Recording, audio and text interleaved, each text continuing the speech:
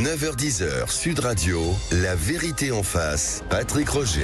La vérité en face autour du travail des flics. Je dis les flics parce que ce livre de Arnaud Ropars, que on dit d'ailleurs, on prononce ça, tout à fait. Oui. Arnaud Ropars, bonjour. Bonjour Patrick. C'est ce livre Regard de flic aux éditions Hugo Images. On va en parler dans un instant. C'est le travail sur le terrain de policiers qui vous racontent leur quotidien, leur vie, leurs difficultés que vous connaissez bien puisque vous-même vous êtes un flic. Ouais, un tout à vrai, fait. entre tout guillemets, à fait, je suis de la base, ouais, c'est ça. Racontez-nous d'ailleurs un peu votre parcours.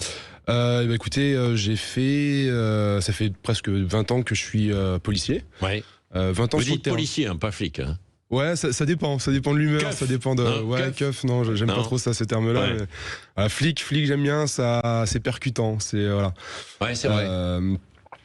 Et du coup, oui, 20 ans de terrain, une grosse partie en bac, en brigade anticriminalité. J'ai commencé à Agnières-sur-Seine, dans le 92. En région pas parisienne. si loin d'ici, voilà. Ouais.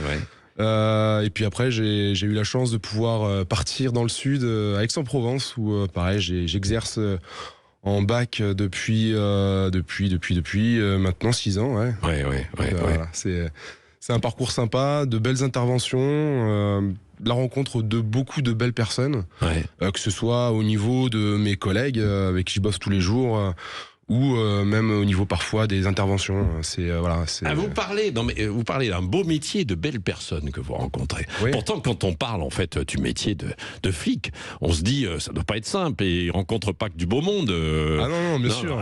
Bien sûr. Non, mais quand on voit un petit peu la situation et ce qui se passe sur le terrain, notamment avec les trafiquants de drogue, il n'y a pas que ça, hein, bien sûr, mais il y a des délinquances. Est-ce que vous l'avez vu exploser justement ce narcotrafic comme on le décrit en fait aujourd'hui?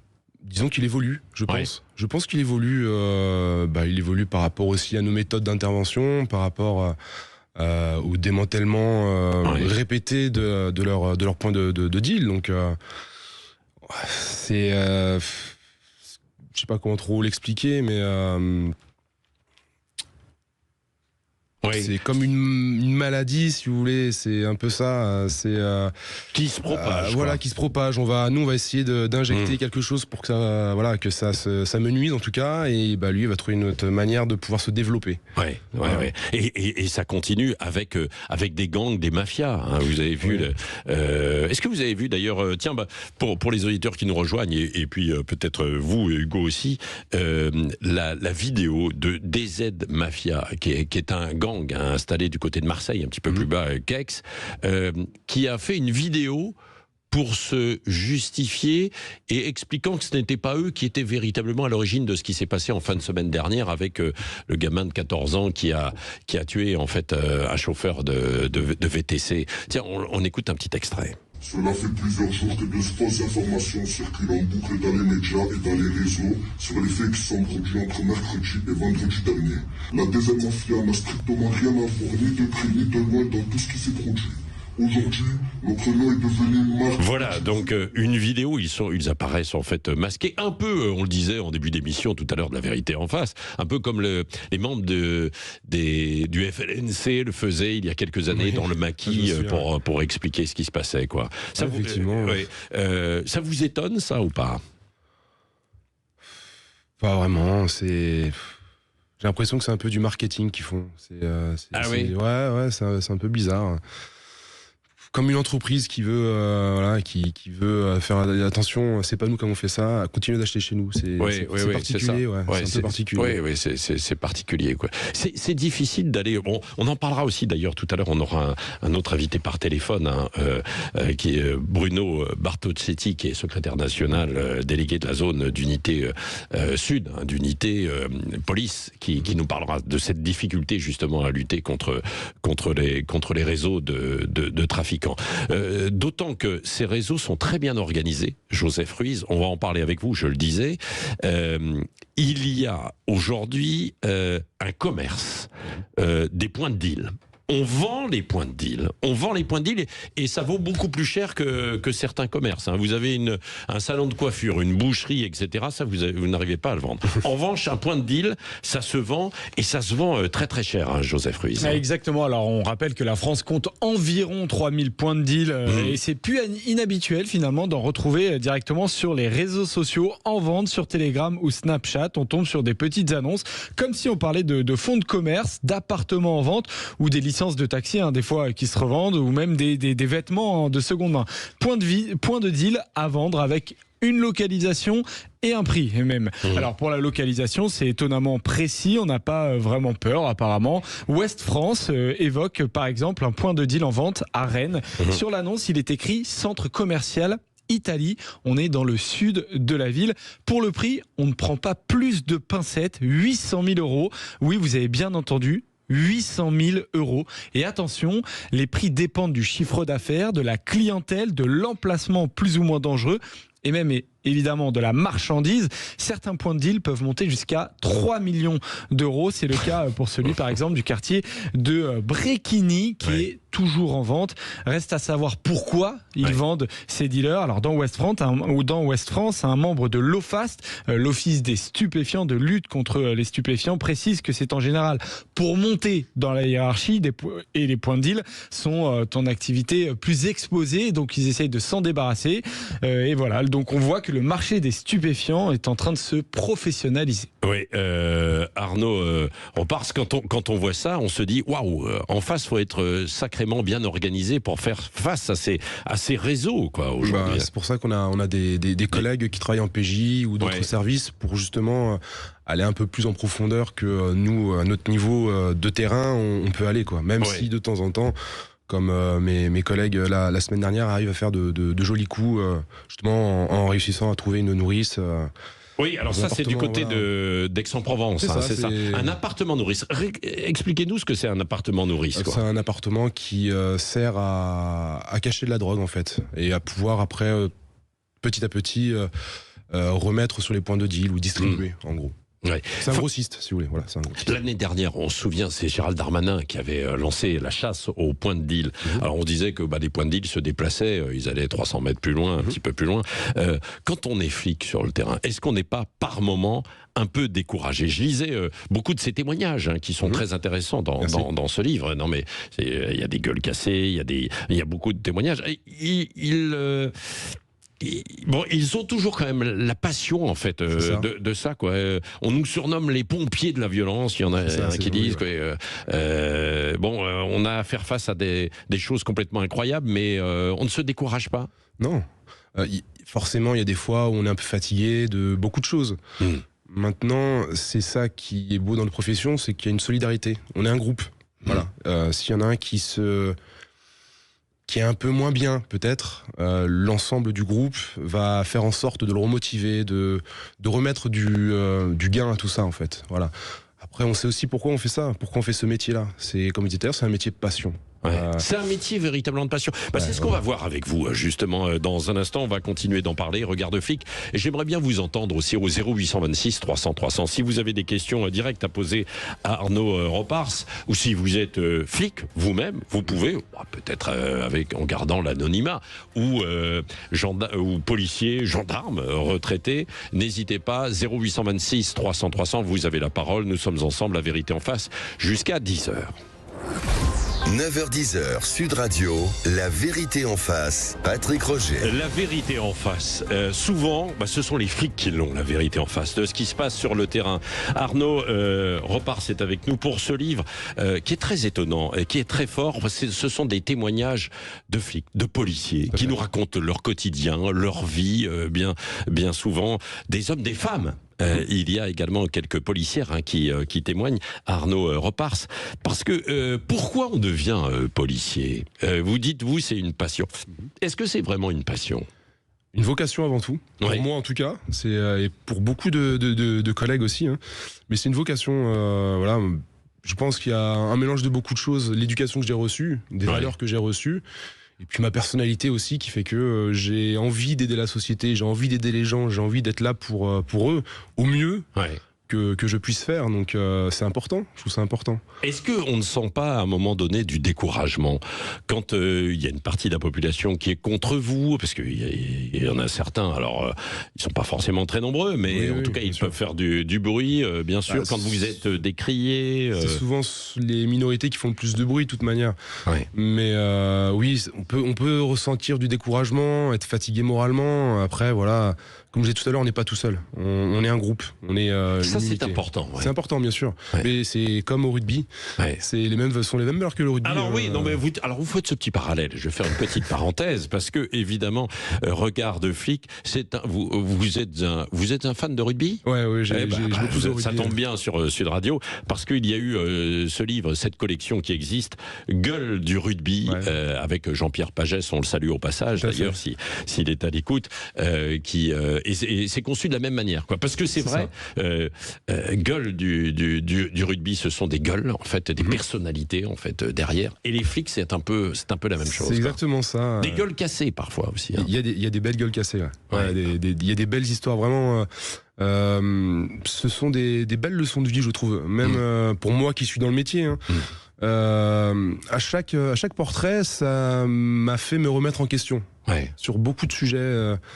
Comment je réagirais à leur place, en fait.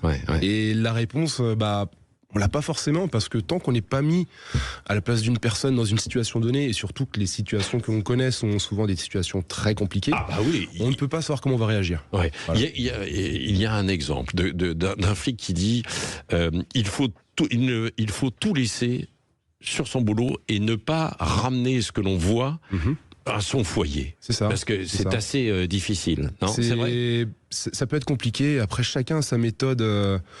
Moi, j'ai pris le pas. Je l'ai pas forcément fait tout de suite, mais j'ai pris le pas de s'il y a une situation que j'ai vécue au boulot qui est un peu compliquée. Je vais en parler avec ma compagne, tout simplement. Je vais dire, écoute, il y a quelque chose qui va pas, est-ce qu'on peut en discuter? Ou même elle, des fois, si elle voit que j'ai du mal à en discuter, elle va venir me chercher, me dire, écoute, il y a un truc qui va pas, qu'est-ce qui s'est passé?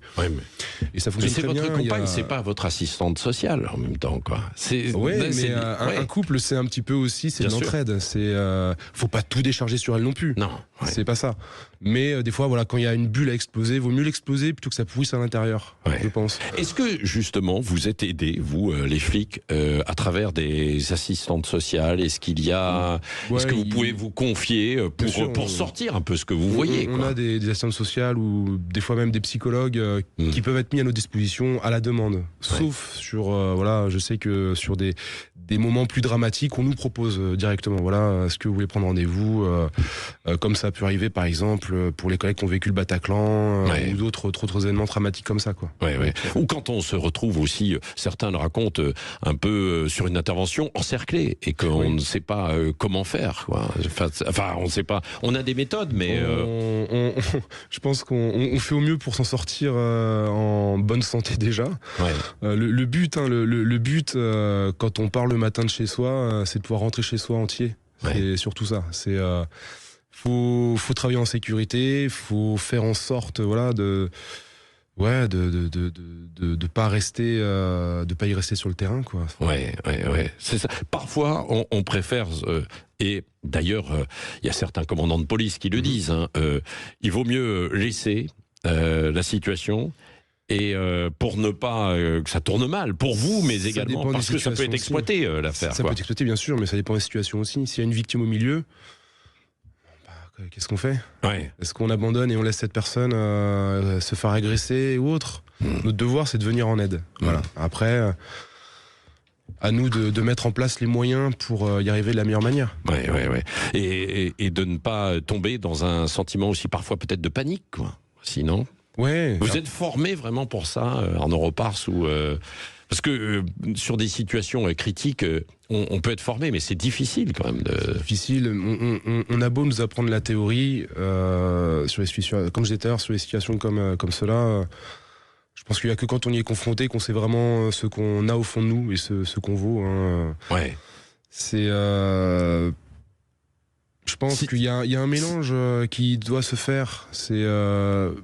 faut pas paniquer, la peur peut apporter un stress positif. Voilà. Faut que ce soit ce stress positif qui prenne le dessus plutôt qu'une peur panique qui nous bloque et qui voilà. Faut. Et puis les gestes qui vont vite. On se souvient tous évidemment de ce qui s'est passé pour Naël Nanterre. Oui, tout à fait, bien sûr. Le policier. Qui tire. Alors à quel moment là, il y a une enquête en cours, donc on verra bien ce que ça va donner. Non, mais c'est vrai, bien sûr. Et ça, vous pouvez être chaque jour confronté à ça. Quoi. Mais je prends l'exemple, par exemple, de Michel dans mon livre, qui vient justement à tirer sur un homme qui est en train d'écraser un de ses collègues, littéralement en train de l'écraser. Et cet homme vient à décéder, et il y a Michel qui a ce très beau geste justement quand il apprend à l'hôpital parce qu'il est choqué d'avoir tiré. Attention, quand on fait usage de l'arme, c'est pas la fête. Non, c'est quelque chose de violent même pour nous. Et donc ce collègue Michel est parti s'excuser auprès du corps du défunt. Ouais. Moi j'ai trouvé ça magnifique en fait. J'ai trouvé ça magnifique. C'est révélateur de la personne, je pense. 0826 300 300. Il y a des auditeurs qui appellent et qui veulent réagir et même vous poser des questions directement à Arnaud Repars. C'est Guillaume qui est avec nous. Bonjour Guillaume. Bonjour. Bonjour. Arnaud Repars qui est avec moi. Vous écoutez. Vous êtes vous-même, pardon pour l'expression, mais flic ou pas? Non, du tout. Non. Du tout. Mais vous avez une question à poser à un flic, quoi. Hein? Oui. Merci de m'accueillir à l'antenne. Ouais. Mais moi, en fait, ce qui m'intéressait de savoir, c'est quel a été le cheminement d'Arnaud pour faire son livre. Ouais. Quelle a été sa méthode? Est-ce qu'il a été un peu partout dans les coins de France pour rencontrer les collègues? Et aussi, est-ce que c'est un livre qui est destiné uniquement à ses collègues ou c'est vraiment un livre pour tout le monde? C'est une excellente question, mon petit Jaguar. Je connais cet individu. Vous connaissez la voix. Ah oui, d'accord. C'est un très grand rugbyman que j'ai côtoyé pendant mes grandes années. Bonjour, ça me fait plaisir de t'entendre. Ça me fait plaisir. L'idée m'est venue, tout simplement, comme on disait tout à l'heure, en feuilletant un petit peu Gueule du rugby. J'ai vu ces belles images et je me suis dit, ce sont des belles gueules et on a aussi des belles gueules dans la police. On a des belles gueules et on peut raconter de belles histoires, des histoires fortes. Parce que je pense que on a besoin, les collègues ont besoin de reconnaissance, qui n'est pas forcément toujours là.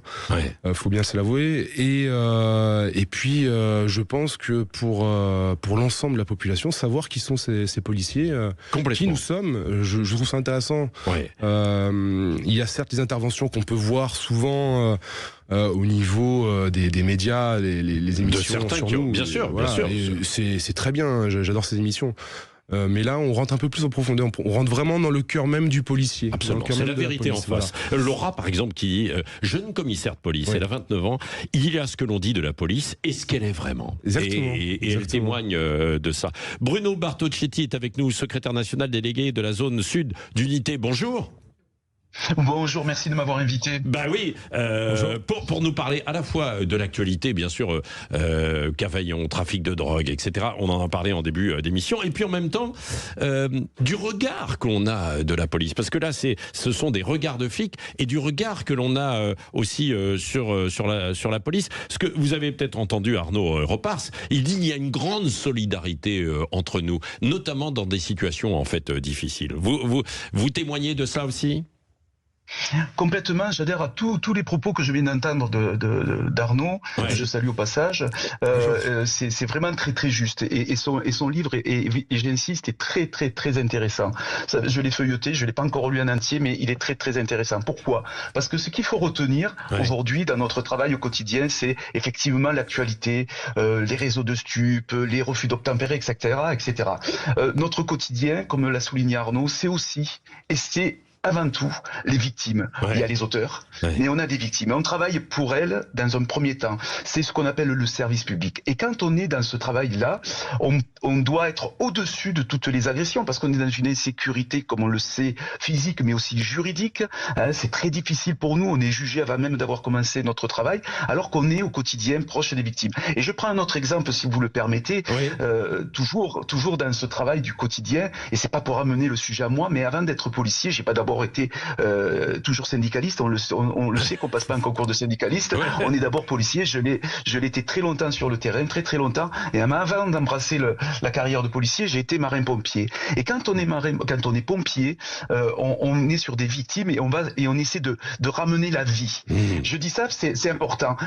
Alors que nous, quand on est sur une intervention, sur un accident, on est dans le sombre parce qu'on est face à des... Alors on sauve des vies, qu'il n'y ait pas de malentendu, et fort heureusement, et on le souligne pas assez, mais on se retrouve dans un constat d'accident, on est avec des morts, on doit assister des médecins sur des autopsies, on doit aller annoncer à une famille, votre enfant s'est tué en voiture. Vous imaginez la charge émotionnelle pour un policier, tout ce regard que finalement on ne comprend pas, qu'on ne voit pas, et c'est ce travail ingrat, et comme l'a souligné Arnaud, eh bien on se fait une carapace, on doit aussi rassurer sa famille et on arrive à affronter. Pourquoi ? Parce qu'il y a effectivement cette solidarité, cette entraide, pas toujours facile, mais il y a tout ce travail qui est fait et ça a évolué. On a des psychologues, on a des assistants sociaux, chose qu'on n'avait pas par le passé. Par le passé, vous étiez dans des situations extrêmes et le lendemain, vous vous retrouviez au travail à refaire la police secours. Vous savez, le regard de la société sur notre police, il y a 30 ans, le policier, c'était un héros. Les films à la Belmondo, à la Alain Delon. Aujourd'hui, quand on regarde un film, le policier avec Daniel Auteuil, je prends cet exemple-là ou d'autres, il va incarner le policier désabusé, fatigué, incompris. Vous voyez, c'est-à-dire que on voit bien que se repose sur nos épaules le côté très très sombre. Et je vous remercie infiniment, Sud Radio, je vous remercie infiniment de nous permettre d'éclairer les auditeurs sur le côté aussi sur la lumière, dans le sens où je l'ai dit tout à l'heure, on sauve des vies, et quand une victime est satisfaite du travail de sa police et du travail qu'on a fourni, c'est notre récompense, notre médaille personnelle. Alors allez, on continue d'en parler, et puis je vais vous provoquer un peu aussi. Il y en a certains qui sont considérés comme des cow-boys, les policiers. Vous allez me dire ce que vous en pensez, Arnaud Repars, et vous, Bruno Bartocchetti également, et peut-être au 0826 300 300, la vérité en face. On se dit tout, évidemment, ici. 9h-10h, Sud Radio, la vérité en face, Patrick Roger. La vérité en face, avec ce livre, Arnaud Repars, Regard de flic, et une préface aussi qui est très intéressante, c'est un certain Olivier Marchal, évidemment. Un homme un peu inconnu, je crois, c'est ça ? Oui, non, mais lui-même ancien flic, bien sûr, qui est parti vers le cinéma. Alors tiens, à propos de cinéma, Les Misérables, dans Les Misérables, on vous présente un peu comme l'image que vous avez auprès de certains, c'est-à-dire des cow-boys. Comment vous percevez en fait ça ? Quand on dit les flics sont des cow-boys quand ils viennent dans les quartiers. C'est toujours pareil, cow-boy pour qui ? Voilà, c'est quand on est en intervention, c'est sûr que on va pas faire des sourires à tout va. Donc si c'est ça être un cow-boy, ça me va. Maintenant, on doit exercer un travail qui nécessite une autorité. Donc le problème, c'est que quand vous êtes sur il peut y avoir parfois des dérives, en fait, de certains. Il y a eu des collègues. Mais aujourd'hui, vous êtes encadré et surveillé, quoi, justement. On est encadré, surveillé. On sait que y a des téléphones portables de partout, des caméras de partout. D'ailleurs, ça change un peu votre façon de travailler, ça, de savoir que vous pouvez être surveillé. Vous y pensez quand vous êtes en intervention ? Non, quand je suis en intervention, je pense à mon intervention et pas ce qu'il y a autour. Est-ce qu'on y pense ? Non, pas spécialement, parce que quand on n'a pas grand-chose à se reprocher, on va pas se dire il y a une caméra là. On fait ce qu'on a à faire. Je sais que vous n'avez pas vu Les Misérables. Non, j'ai pas vu. Pourquoi ? Parce que vous aviez peur d'être caricaturé. Oui, c'est un peu ça. Il y a certains films où quand on sait que c'est de la caricature un peu facile, un peu. Bac Nord, vous l'avez vu ? Bac Nord, je l'ai vu. Et alors ? J'ai trouvé que c'était super intéressant, un bon film. Je trouvais que c'était un bon docu-fiction. Bon docu-fiction. Je trouve que c'est un bon docu-fiction. Basé certes sur des faits réels. Mais il y a eu du trafic et puis on voit les interventions compliquées. Des interventions comme il y en a tout le temps, bien sûr. Cette nuit, en début de semaine, le commissariat de Cavaillon, par exemple, a été attaqué. Véritablement. Bruno Bartocchetti, on vit, secrétaire national délégué de la zone sud d'unité, on vit aussi avec cette angoisse quand on est flic d'être attaqué, ce soit sur le terrain ou même parfois dans les commissariats. Ah bien aujourd'hui on sait très bien qu'à tout moment tout peut arriver. Donc je relève justement ce qui s'est passé à Cavaillon avec mes 3 collègues qui sont choqués Vous imaginez un petit peu, 4 voitures qui brûlent immédiatement devant la façade du commissariat, ils ne savent pas s'ils vont en sortir vivants. Donc c'est lourd de conséquences, et ils reprendront le travail avec courage, professionnalisme, et pour rebondir sur ce qui a été dit, si d'avoir une arme à la ceinture et de faire un contrôle, on est dans la provocation où on devient un cow-boy, ça c'est dans l'esprit effectivement d'une minorité de personnes. Et j'ai envie d'être un peu provocateur moi aussi. C'est pourquoi ? Parce que malheureusement, on a donné beaucoup d'importance aux rares dérives où on intervient en France toutes les 10 secondes. Vous comprenez ? Et ça se passe toujours bien. Et pour rebondir sur les caméras, avant qu'existent les caméras, on avait les enregistrements. Quand vous téléphonez au 17 police secours, ça fait 50 ans qu'on est enregistré. Dans 95% des cas, ça nous a protégés parce qu'il y avait des courriers de contestation qui étaient excessifs, déformés et abusés. Eh bien, nous, la caméra, d'une manière générale, elle nous protège. Et le policier, effectivement, comme l'a dit Arnaud, lorsqu'il intervient, il pense pas s'il est filmé ou pas, parce qu'on est filmé partout. On le sait, on n'a même pas besoin de partout, on est filmé. Donc on intervient, il y a des cas isolés de dérive, mais on recrute dans notre société. La police ne vient pas de Mars, donc c'est notre société qui est malade, c'est pas la police. Vous comprenez ? Voilà. Merci. Et si pour revenir à... allez-y, d'un mot, parce que... Et pour revenir à Cavaillon, oui, vous avez en France 15 000 policiers blessés en service. Et peut-être autant chez les gendarmes. C'est pas rien quand même ce que je vous dis. 150 000 flics, comment rendre hommage justement à ces 150 000, 149 000 précisément qui composent notre police nationale ou municipale. C'est ce livre, Regard de flic, Arnaud Repars, aux éditions Hugo Images. Merci d'être venu témoigner ce matin sur Sud Radio. Dans un instant, Gilles Gansman, Valérie Expert, va peut-être changer de calibre.